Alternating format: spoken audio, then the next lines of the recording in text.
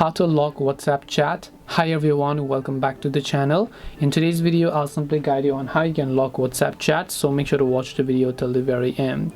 So if you want to lock WhatsApp chats, all you have to do is simply go ahead and then first of all simply launch WhatsApp over here. Now this is a new feature, so you want to make sure that you've actually updated the WhatsApp app to the latest version. You can just head over to your Play Store and then just search for WhatsApp and then check if the WhatsApp app has an update. If it does, make sure to update it to the latest version.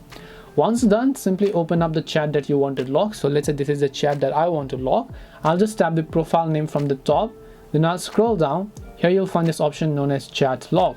All I need to do is just tap on it, and then here I just need to turn on this toggle that says lock this chat and then tap on OK. Whether it's a Face ID or your fingerprint, you can go ahead and enable that option, and then the chat will be successfully locked. As you can see, the lock chats folder from the very top of the screen.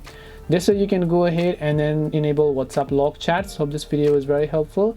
If you have got any questions, then feel free to leave them down below. Thank you for watching till the end of this tutorial, and see you soon in the next video.